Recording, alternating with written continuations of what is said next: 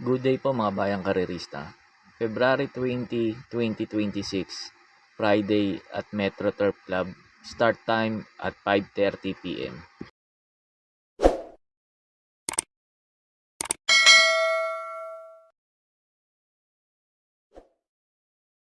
Start na po tayo. Race number 1. Start po ng first pick 5. Races 1 to 5. Distance 1,200 meters.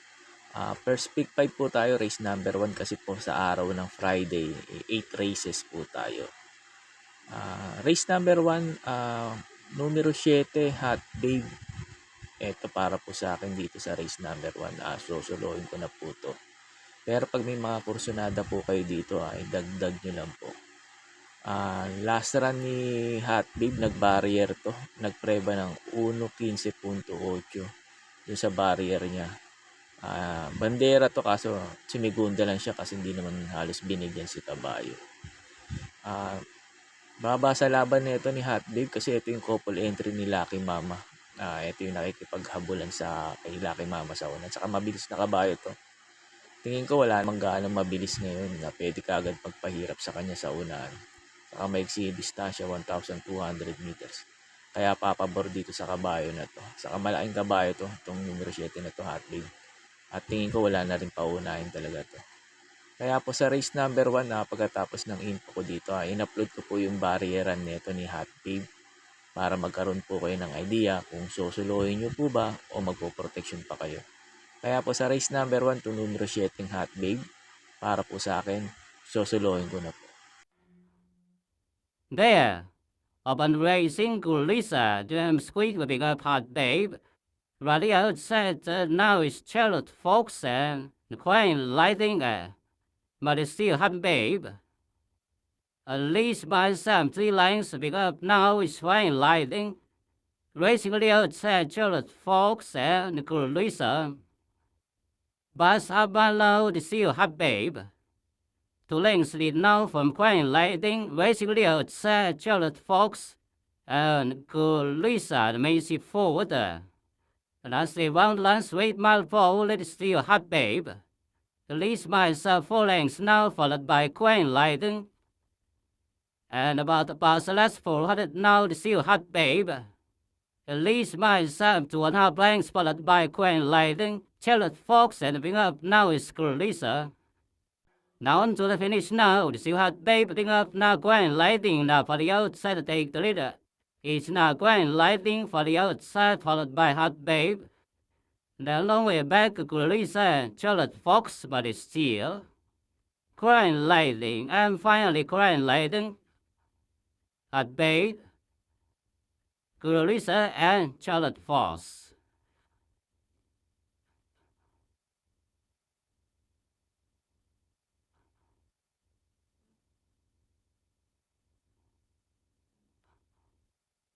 Sa race number 2 na po tayo, start po ng winner take all.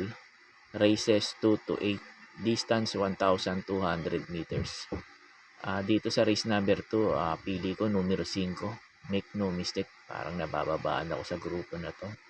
Para sa kanya, yung laseran nito hindi lang binibigyan ng importansya ito kasi nahanapan ng grupo to. Tingin ko ngayon itong grupo na to, baka ilaban na to. Bigyan lang ng importansya na may-ari to. Tingin ko lamang po ngayon dito to. Ito numero 5 na to. Make no mistake, pagkakaalam ko may bilis tong Kabayo na to.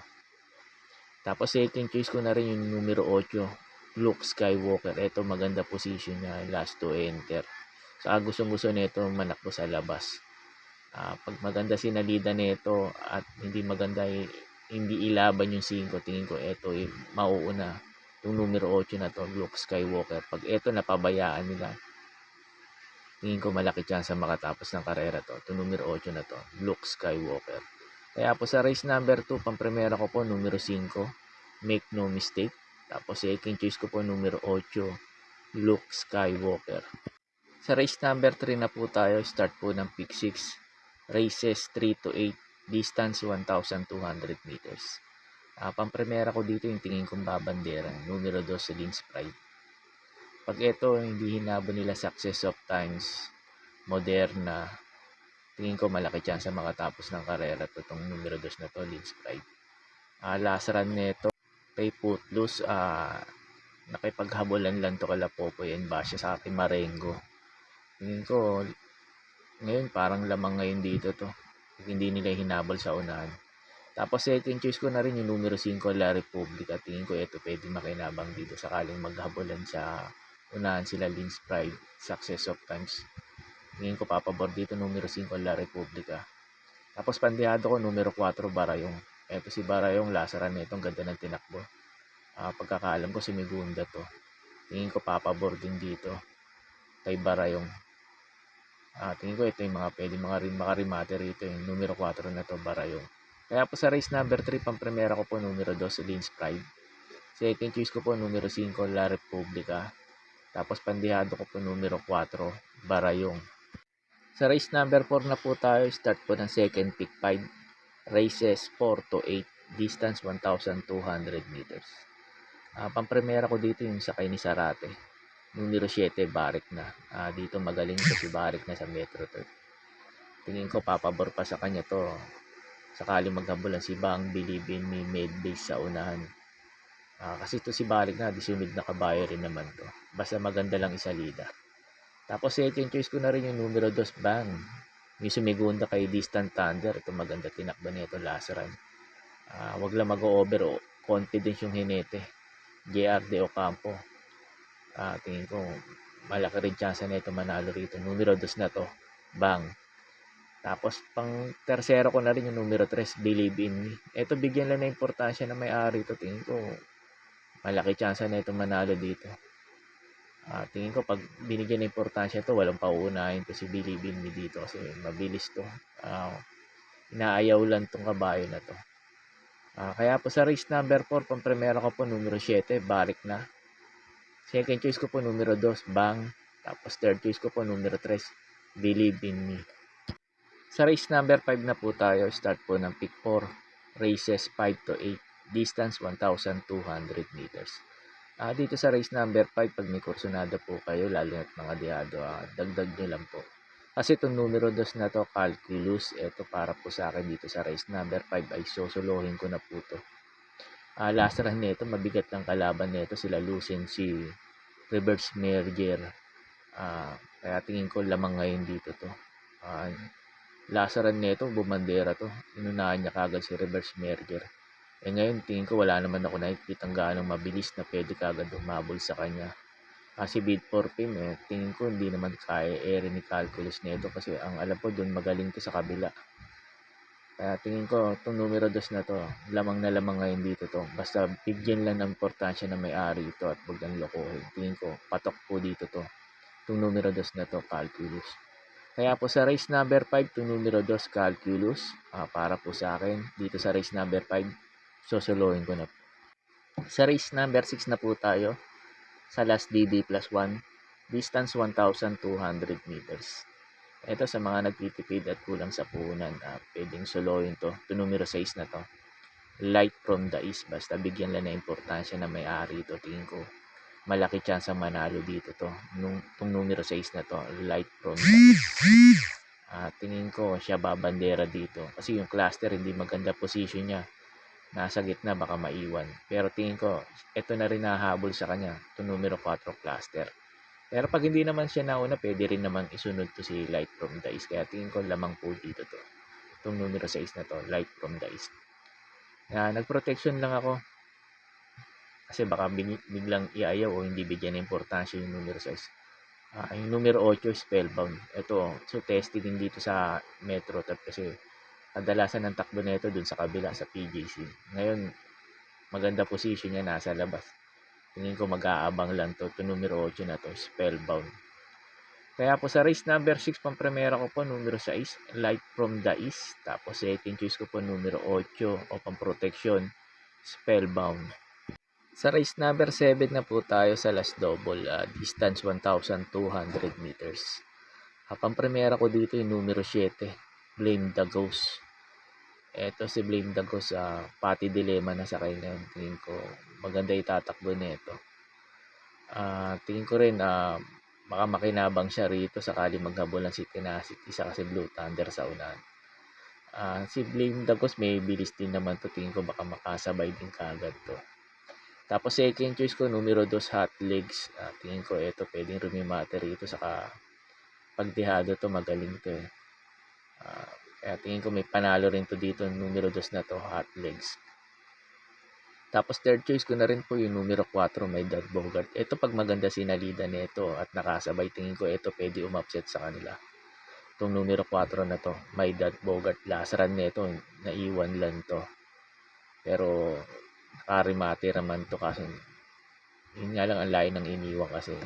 Pero tingin ko pag ito maganda sinalida ngayon, tingin ko malaki chance na ito manalo. Numero 4, may Dad Bogart. Kaya po sa race number 7, pampremera ko po numero 7, Blame the Ghost. Tapos second choice ko po numero 2, Hot Legs. Tapos third choice ko po numero 4, My Dad Bogart. Sa last race na po tayo, sa race number 8. Bago nga pala ako magbigay ng info ko dito sa last race, makikiusap po sana ako sa inyo na sana po mag-subscribe po kayo sa YouTube channel ko at pakitap na rin po yung notification bell para updated kayo tuwing mag-upload ako ng mga infos at videos ko po dito. Arnel Racing Tips, maraming salamat po. Sa race number 8 na po tayo sa last forecast, distance 1,200 meters. Dito sa last race sa paratingan sa race number 8, pag may mga kursonada po kayo indihado, pakidagdag niya lang po. Pampremera ko dito, numero 3, Skylover, kasi tingin ko kasi may mabilis ditong dalawa na pwede ka agad maghabulan sa unan. Yung numero 5, Sahib, saka numero 6, Figure It Out. Kaya pili ko rito yung disunod na kabayo, saka Deremate. Pampremera ko yung numero 3, Skylover. Tingin ko baka makaulit-ulit ng panalo to kasi hindi pa rin iniwanan ni J.A. Goose. Tingin ko baka mag-umento pa to at magamayan pa ni J.A. Goose ito. Kaya tingin ko lamang pa rin para sa akin to numero 3 na to, Skylover dito. Tapos second choice ko na rin numero 1, Archie Holy. Ito last run nito sa Medunda kay Freddy's Beauty. Tingin ko ito pwede rumimate rito. Numero 1, Archie Holy. Tapos third choice ko na rin yung numero 7, Bishop Blue. Tingin ko pag maganda sinalida nito, tingin ko baka sumabay na kaagad kala sa ito sa Figure It Out sa unahan. Kaya tingin ko may panalo rin to dito, numero 7, Bishop Blue. Basta bigyan lang ng importansya ng may-ari. Kaya po sa race 8, sa last race, pampremera ko po numero 3, Skylover. Tapos second choice ko po numero 1, Archie Holy. Tapos third choice ko po numero 7, Bishop Blue.